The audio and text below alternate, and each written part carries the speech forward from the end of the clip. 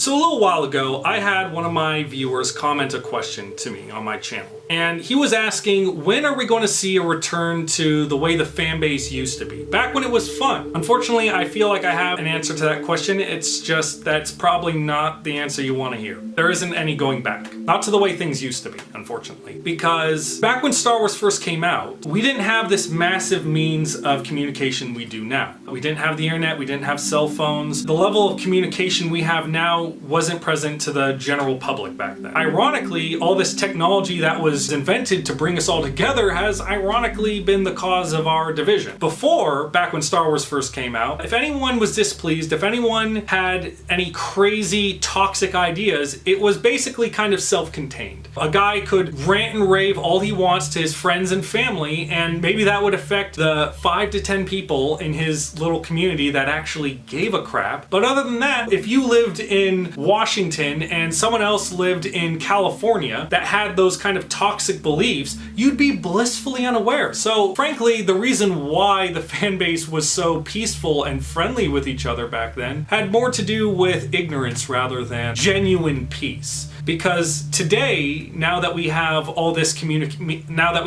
means of communication, people are able to spread their ideas around far more, and it becomes harder and harder and harder for us to avoid those kind of things. This is what's helped create such a serious divide, because now people are far less ignorant than what they used to be. The people down the road that they just assumed shared their ideas are suddenly on polar opposite sides of the fence, because now that they're constantly sharing every thought that comes into their head onto the wide web of the internet, they're able to see everything that represents them. So not to sound like my parents, but the fault does, in fact, rest with electronics and the internet. Also, another part that goes into it is the fact that the internet has gifted people with the ability to remain anonymous, and now they can say anything and everything that they want, no matter how toxic or mean-spirited it is, without any consequence. Because usually, before the age of the internet and social media, the kind of things people say about Star Wars, Marvel, all these other fictional characters and franchises would very quickly get people's teeth knocked out. But because now that they can safely say whatever they want behind fake names and fake accounts on the internet, it's emboldened people to be just as nasty, because these people at the end of the day are cowards. They have very little control in their life, and they enjoy the ability to say and do whatever they want with impunity on the internet, because there's no consequences for the things that they say typically.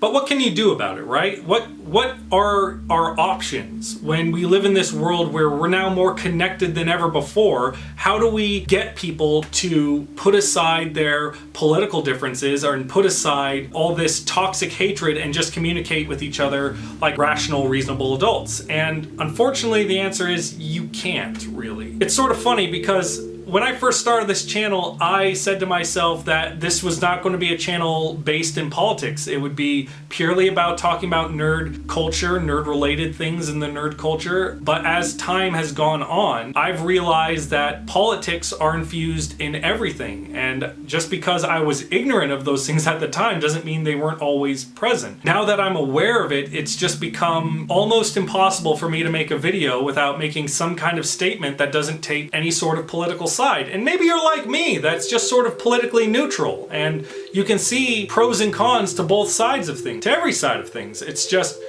hard when you're dealing with people who are so dogmatic and tribal about one given side, and that their side can't do any wrong and the other side's the fucking devil. But at the same time, you also have to understand that politics, they represent what we represent. They represent what our values are. One side's value of thinking that A is okay, to the other side, they think A is an abomination and B is the right path for people to take, right? There's really no avoiding the conflict that comes with politics anymore. There's got to be options for us, right? There's got to be some way to achieve peace for ourselves, again, peace within the fandom, and there are ways, just some better than others, and it sort of depends on what you're comfortable with doing. Now, the first way is not the way I necessarily condone, but it certainly is a method, and it's that you can essentially create an echo chamber for yourself. You have to go across the internet, go across YouTube, and block and mute the channels that talk about these sort of things that you don't like to hear. Unfortunately, that's a double-edged sword, because that doesn't just mean you're censoring and muting the channels that talk about stuff that you don't like. That also refers to channels like mine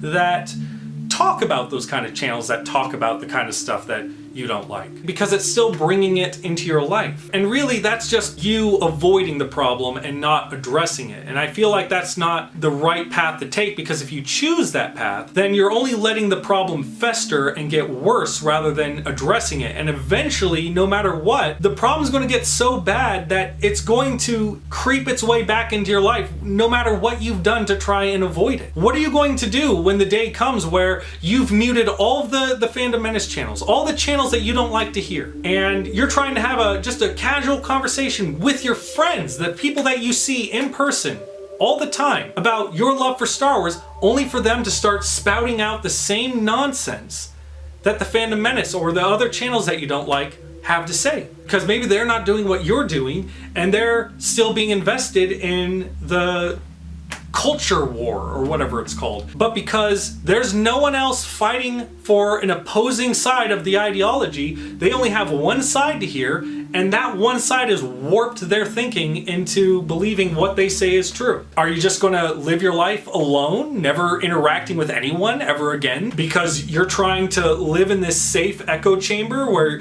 you only hear what you want to hear, and you cast aside everything else that makes you uncomfortable and makes you feel like the fan base isn't a fun place anymore? That's going to very, very quickly poison and affect your feelings for the franchise and the fan base just across the board. The other option that you have requires you getting a little uncomfortable, because what we need now more than ever is more people standing up and voicing their opinions on the YouTube platform, on the Twitter platform, across the internet, wherever they can get their voice heard the way these other channels have done. I can understand that that's not appealing, because you might have to deal with toxic people that are going to cuss you out. Fortunately, channels like YouTube give their creators means of protecting themselves from that kind of abuse from toxic, cowardly people. If we want to be able to prove that we were always the silent majority, we gotta stop being silent. And that doesn't even necessarily mean that you have to go out and debate other people's points. It just has to have you coming out and saying your love for what you love about these franchises, what you love about these characters. It doesn't require you to debate. It doesn't require you to debunk people's videos. It just has to have you preaching your love for what you love, genuinely. That in of itself is at least doing something, is at least contributing to making the fan base a better place again, because we've got more than enough channels out that are preaching hatred, and we've got more and more channels, thankfully, are starting to pop up that are dedicated to debunking and exposing these toxic channels for what they are. But we also need to have channels that are just about preaching their love for what they love, not bring up what they hate, and try and work to unite people with understanding by getting people just to understand that we can have differences in opinions and not tear each other's throats out over it. Because if you truly love what you love about Star Wars and these other franchises and these characters, and you want to see them continue, then you need to voice it. Because we've been through this situation before with the prequels, with George Lucas. I can't fully prove that what I've said before in the past is 100% true or confirmed. I just go off of what I can see, what options Lucas could have used before he sold Star Wars, and ask myself, how likely is this scenario? Pretty likely, I think, given that this leads to this leads to this. He could have done these, but he didn't, so that seems like a very clear line as to what happened. Because back when the Phantom Menace's old victim was the prequels, there was next to nobody preaching their love for the prequels. There was no one defending Lucas and his ideas. Fast forward to him selling Star Wars, because to him, making Star Wars movies wasn't fun anymore. If you don't want that to happen again with the sequels, where you wake up one day only to find that, oh, there's a new sequel trilogy. What? We already had a sequel trilogy. What happened to my characters that I like?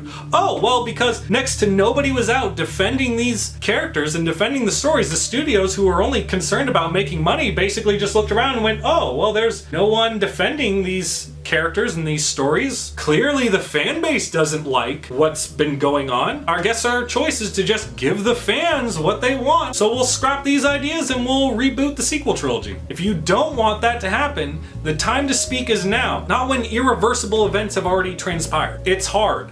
It's difficult, and sometimes it's not fun. But in the long run, that's how you're going to get lasting peace. Because when enough of us stand up and enough of us start voicing our love and our opinion for these characters and these stories that we enjoy, these companies will eventually see that and go, oh, there is a fan base. There are people who care about these characters and stories. Let's keep them going. Let's keep them around. Let's give the fans what they want to see. Those are your options. Self-isolation and living in an echo chamber, or fighting for what you enjoy. And that doesn't in any way mean physically fighting anybody. That just means fighting them on the field of ideology. And from what I've seen, it's fairly easy to combat their ideology. But if you don't want to do that, you don't have to do that. You just have to be willing to preach your love for it. And who knows, if enough of us start speaking out and enough of us start making channels that support the sequels, support Star Wars, support what we love about Star Wars, it's only a matter of time until one of those channels blows up the way all these other channels have, that has the same kind of influential power as anything the Fandom Menace has. And more of those channels are popping up every single day. And you could be one of them. I don't know if I'll ever be one of them. I would like to be. I'm trying to keep my expectations realistic in a lot of ways. And even still, it'll be a long road, because even in the best case scenario where enough of us pop up and we effectively debunk and expose people like the Fandom Menace and those who believe the way they do and act the way they do as the frauds that we know they are, those kind of people are still always going to exist. Because there's always going to be these mentally unhealthy people that are going to be ripe for being taken advantage of and lied to by these people, because they don't have any moral conscience and they're doing it because they want to make money. But the power that they'll have will be far less influential and far more minuscule than it ever had been before. But if you do decide to make a channel of your own, please inform me on my channel and I will be happy to be one of your first subscribers. I hope you consider what I had to say. And I hope to see you in my next video. Have a good one. See ya.